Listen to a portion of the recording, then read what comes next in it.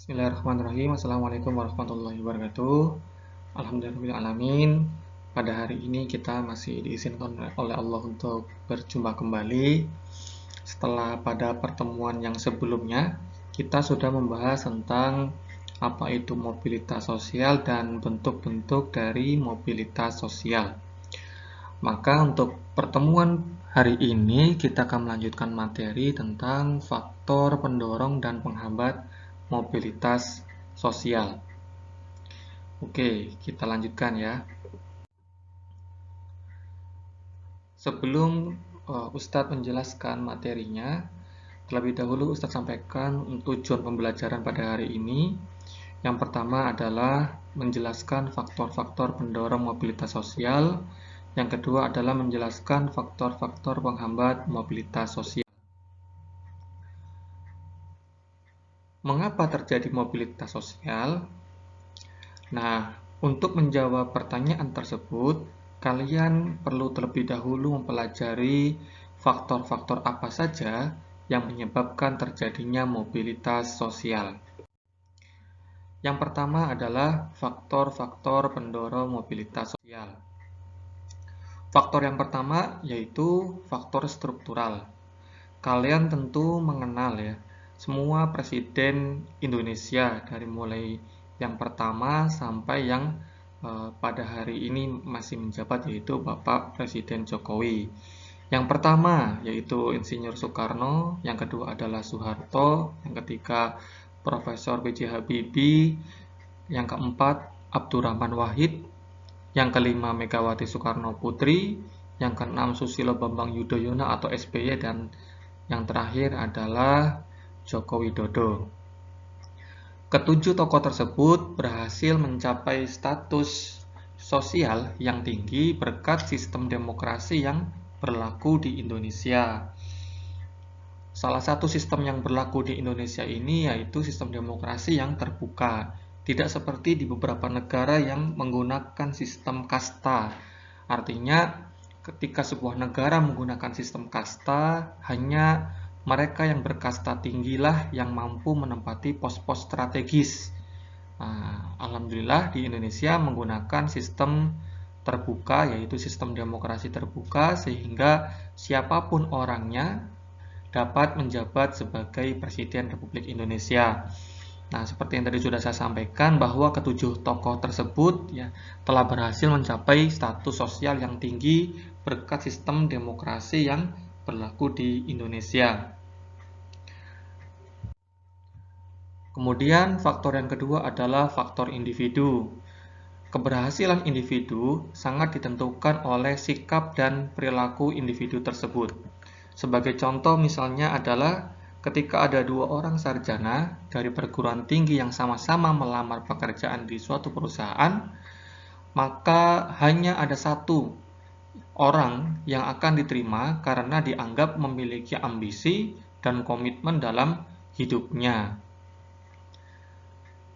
Artinya, semua kesuksesan mobilitas sosial yang dialami oleh individu tersebut tergantung bagaimana ambisi dan tergantung bagaimana komitmen seseorang dalam menjalankan pekerjaannya. Nah, sehingga faktor individu itu menjadi faktor yang mendorong seseorang untuk terjadinya mobilitas sosial vertikal ke atas. Yang ketiga adalah faktor sosial. Saat manusia dilahirkan, maka tidak ada satupun dari kita yang dapat memilih status sosial. Apabila ia tidak puas dengan kedudukan yang diwariskan oleh orang tuanya, maka ia dapat mencari kedudukannya sendiri di lapisan sosial yang lebih tinggi. Misalnya seseorang yang dilahirkan di keluarga yang kurang mampu, maka untuk merubah kondisinya, seseorang tersebut harus melakukan sesuatu, bekerja dengan keras, sehingga dia dapat merubah status sosialnya menjadi lebih baik. Yang keempat adalah faktor ekonomi.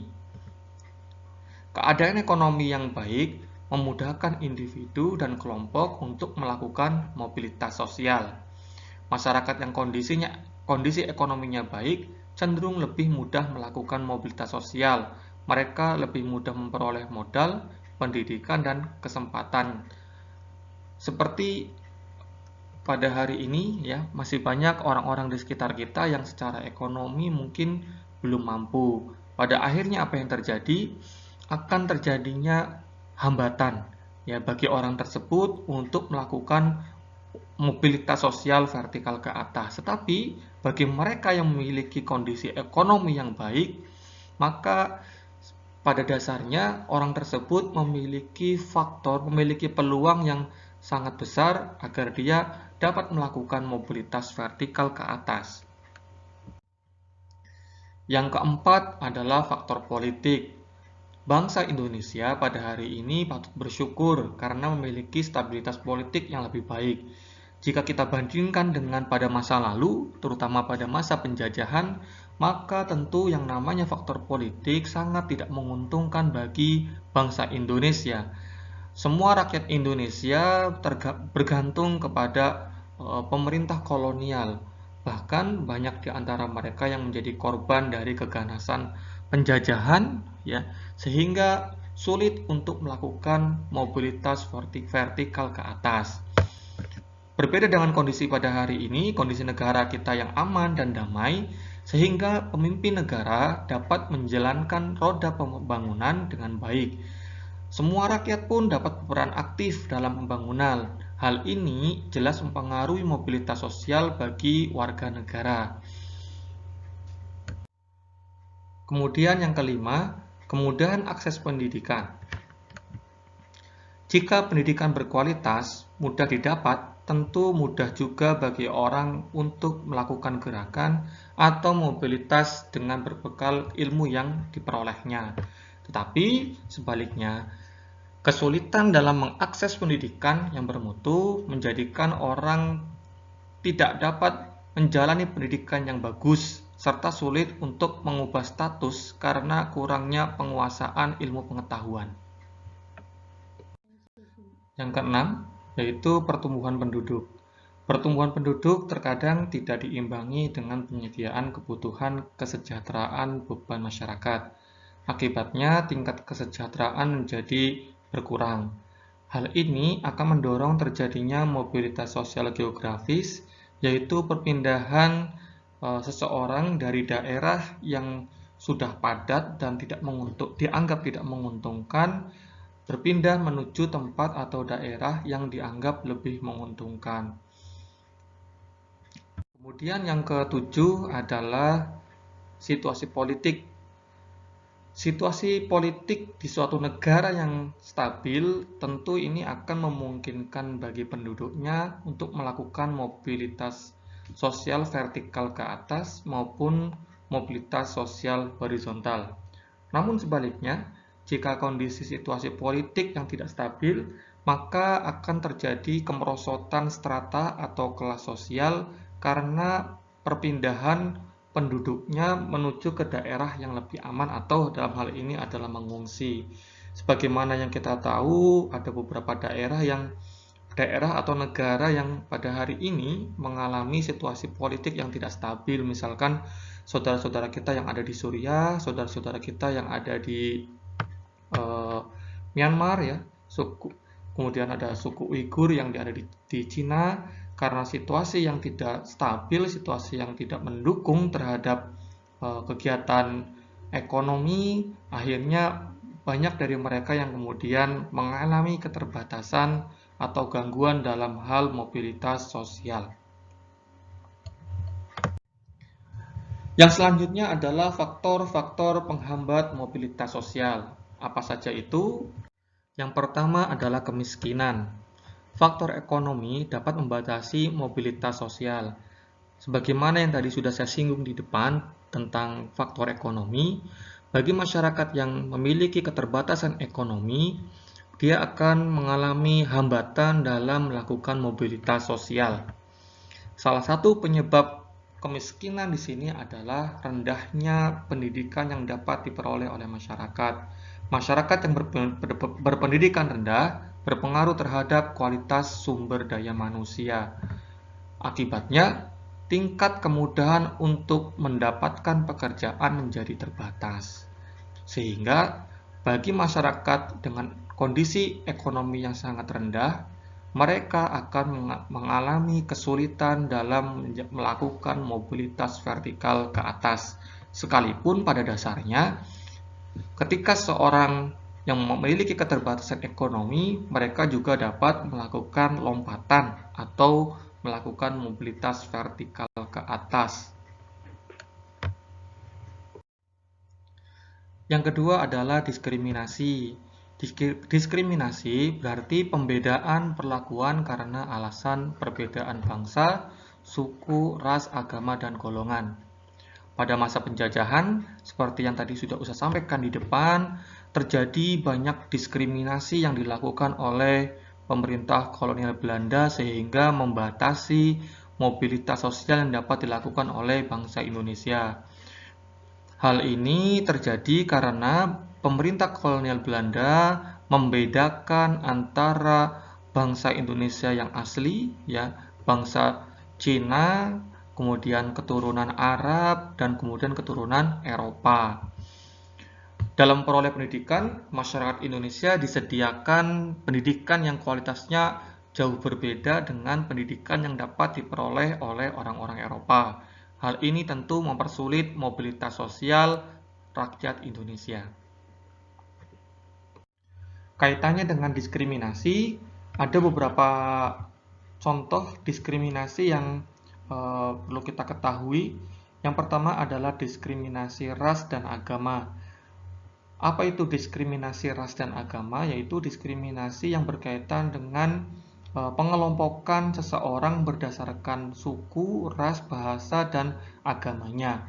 Dampaknya adalah mereka-mereka yang berbeda suku, mereka-mereka yang berbeda agama, dengan suku atau agama mayoritas yang ada di suatu daerah, mereka akan mengalami hambatan dalam hal mobilitas sosial.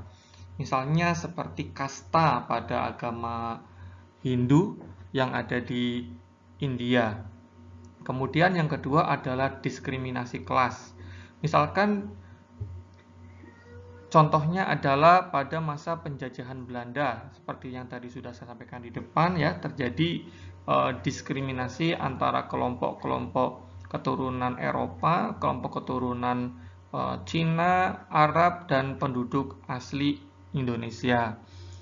Hal ini akan mengakibatkan seseorang yang berbeda kelas atau memiliki kelas sosial yang berada di bawah, mereka akan mengalami kesulitan untuk naik kelas.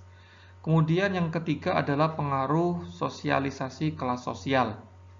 Nah, sosialisasi di sini yang dimaksudkan adalah proses ketika seorang anak belajar berpartisipasi menjadi anggota masyarakat.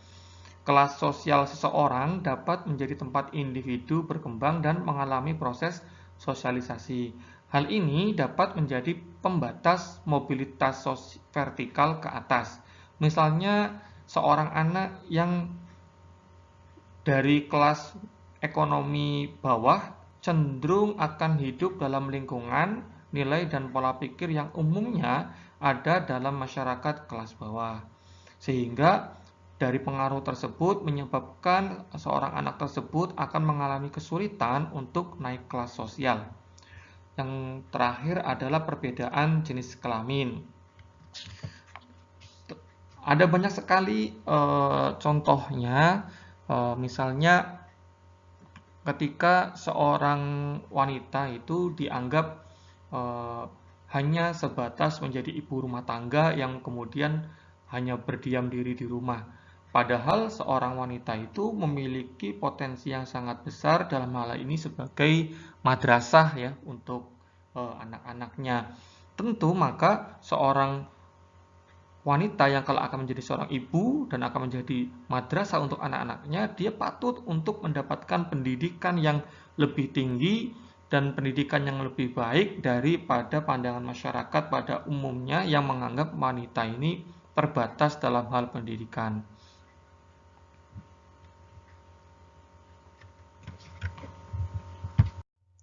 Demikian yang dapat Ustadz sampaikan. Semoga apa yang tadi Ustadz sudah sampaikan dapat memberikan manfaat kepada kita semuanya.